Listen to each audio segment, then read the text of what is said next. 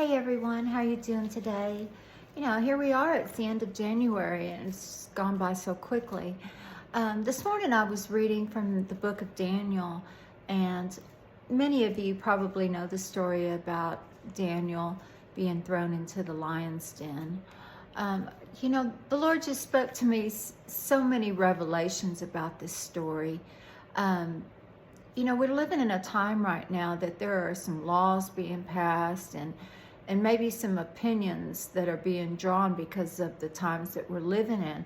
And many people are making decisions based upon, the times that we're living in and the opinions of men.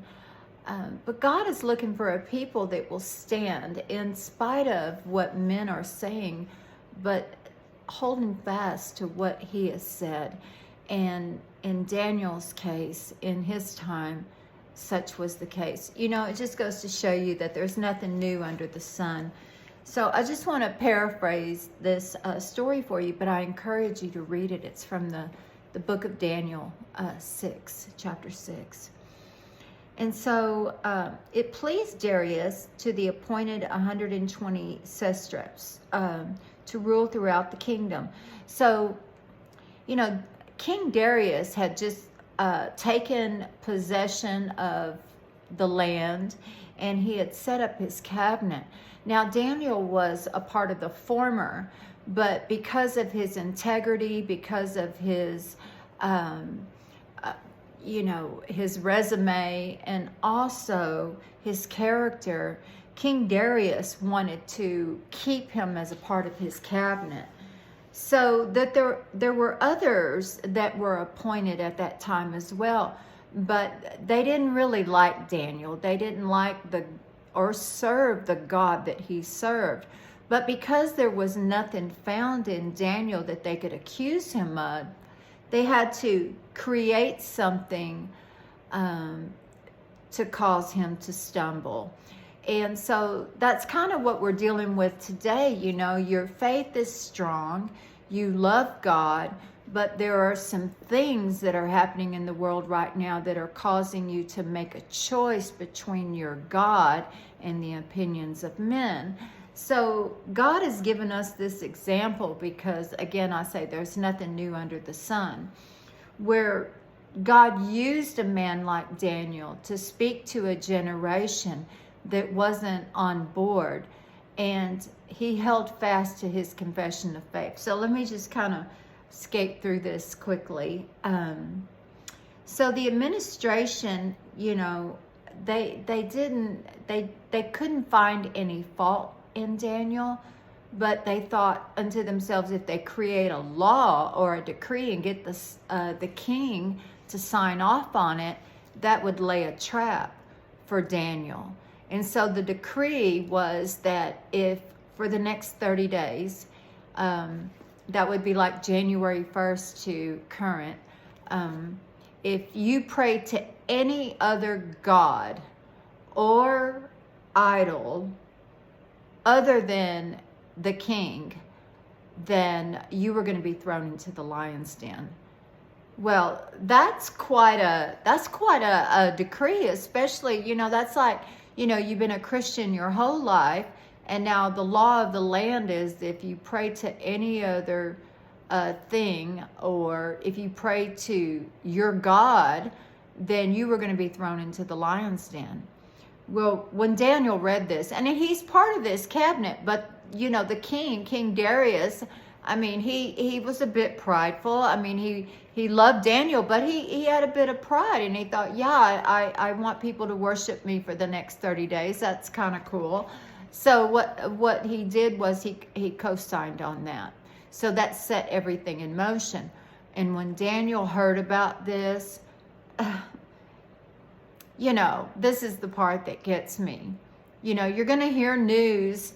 You're going to have to make a choice and not be moved by what you hear and what you see.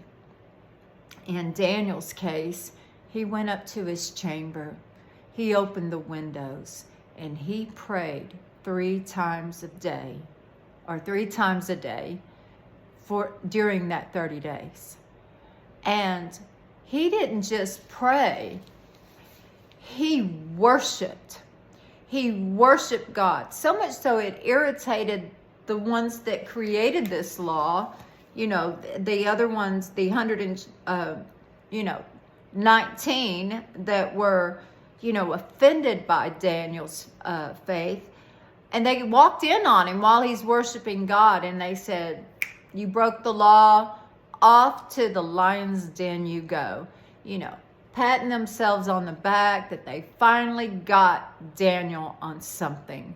They couldn't get him on his integrity, because he had a lot of integrity. They couldn't get him on, anything but the thing that was closest to his heart. And sometimes, most of the time, that's where the enemy attacks you. He attacks you in the place, or in the upper right hand chamber of your heart, the things that are close to your heart. He may use your husband. He may use your children. He may use your job that you love. He may use the very thing that's close to your heart, including your faith, and try to use it against you. Well, that didn't stop Daniel. No. What he did was he opened up the windows. And I don't know if you've ever been to Israel or you've ever been to Jerusalem, but everything is it's like New York. Everything is close. You open the windows, your neighbors can hear you. So that's what Daniel did. He opened up the windows and he worshiped his God, and he didn't care who heard him, what heard him. He wasn't going to let anything or anyone stop him from worshiping the God that he loved and served, and the God that loved him. So here's what happened. Oh my goodness, this just blessed me. Sometimes you read, certain stories in the Bible. You think that you know them because you've read them before, but God just opens up a new door of revelation when you read it. It's so fresh. And so anyway, as I was reading this morning, so when Daniel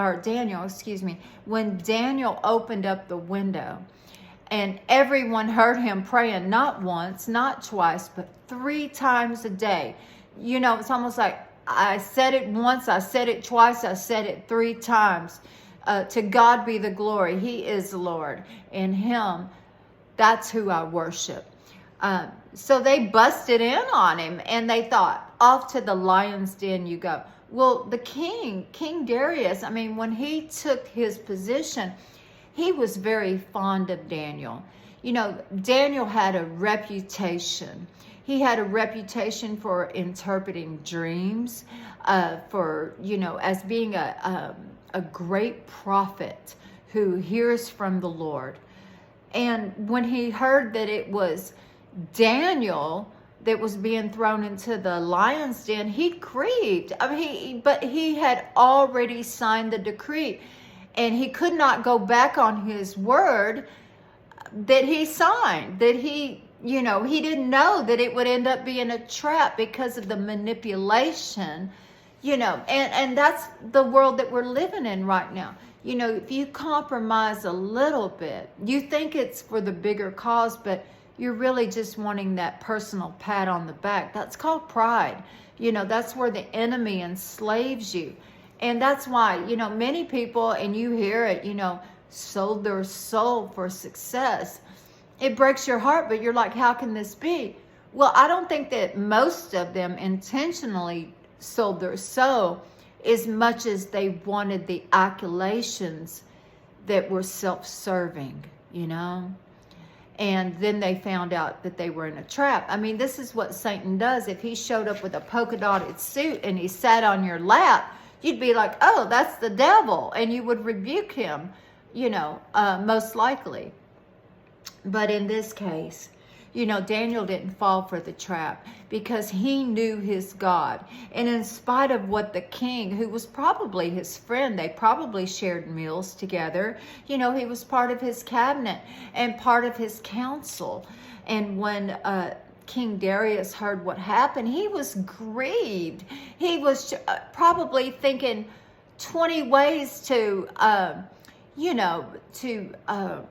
break what he had already set in motion, but it was too late. So, of course, they threw Daniel in the lion's den, okay? And the king throughout the night was grieved. He didn't know what to do. And first thing in the morning, he ran to the pit that Daniel was thrown in. And he's crying out, Daniel, Daniel, are you there? And Daniel answered, surely, King, may you live forever. I'm alive. I am well. And when Daniel, when the king heard Daniel's voice, his heart, there is a God. He understood that the God that saved Daniel out of that pit is the God that lives. And he made a new decree. He said, everyone worship and honor the God that Daniel serves, for he is God. Oh my goodness. When I read that this morning, we're praying for revival in this country, in the world. There are things that are happening around the world, and you thought, what's the point? I mean, the laws are changing, the circumstances are changing, the rules are changing daily. But don't let that change you. Let that draw you closer to the God you serve, the God that saves. The same God that saved Daniel out of the lion's pit is the same God that will save you. He didn't just pray. The decree was, if you pray during this 30 days. But see, Daniel upped the challenge. He prayed 3 times a day with the windows open. He didn't care who heard him, worshiping his God. And because of that, it did irritate the ones who set the law. But you know what God did? God will always back you. So the very ones that accused Daniel and wrote this law to try to trap Daniel was the very trap that they fell into. So King Darius, this is what he did. This is so great. This is the part that just, oh my God, up my faith this morning. We have challenges right now that we're going through, and people don't like you because you love Jesus. People don't like you because you love God. So they're always looking for a way to entrap you, to lure you, to cause you to doubt God, reject God, cause you to fall in line with what they say. But here's how God deals with your enemies. So Darius, King Darius, he said, the ones that wrote this law, let them fall into the pit with the lions. As a matter of fact, throw their wives and their children and anything connected to them, throw them into that pit. And you know what happened? The lions demolished them. The lions attacked them. And I was thinking about that. I was like, Lord, what was it about Daniel? Yes, he loved you. Yes, there were lions in the den, but what was it about those lions that caused them not to attack? And you know what it was? It was God's presence. Daniel, during that decree, didn't pray once, didn't pray twice. He prayed 3 times and he worshiped God. What does the Bible say? He said, if I be lifted up, I draw all men unto me. That means when you worship God and you pray to him, you invoke the presence of God. And the presence of God was in that pit where the lions were. Do you think lions, a created thing by God, are going to attack the Creator? No. They probably comforted Daniel. They probably sat beside him and laid down beside him, because their God, their Creator, the Lion of Judah, was in the pit, and they bowed down to worship the God of Daniel. And that just blew me away. You have the presence of God. Yes, it's going to invoke the enemy. Yes, it's going to make people just not like you. It's not you, it's the presence of God that you carry. And that did not move Daniel. As a matter of fact, revival broke out because of Daniel's faith, because of his confidence in the God he served. When those that accused him were thrown into the pit and they were no more, including their family, like their seed, the next generation, gone. Revival broke out in the land, and King Darius set a new decree, and that decree was that you must honor, reverence, and worship the God of Daniel. Oh my God, that just blew my mind. You know, because the Bible says in the last days that God was going to pour out his Spirit. And he's looking for faith in the earth. He's looking for those that will stand and not bow. He's looking for those that he can show himself mighty. And you know what that's going to do? That's going to invoke the kingdom of darkness, and it is going to prevail with God's glorious light, and many will be saved. I think of the families during that time that they were trembling. They didn't have the faith that Daniel had, but they felt like they had to do what was being decreed in the earth because they feared, because they didn't know God like Daniel knew God. How do we know what Daniel was praying during that 30 days? That he upped it 3 times, or not once, not twice, but 3 times a day he prayed with the windows for all to hear. The Spirit of God being prayed through worship, going out into the city streets, people being ignited with the glory. And then when they heard the breakthrough, the miracle, it invoked revival in the land. I'm telling you what, saints of God, that's the very thing that God is doing in this hour. Fear not, for he is with you. He is the lion in the den roaring over us. He is King of kings, Lord of lords. I tell you what, you just hold on to that word today. You hold on to that word this year. And what God will do on your behalf because of your faith, it's going to set your family free. It's going to set your nation free. It's going to be what God is looking for in the earth when he returns. So I just wanted to share that with you this morning.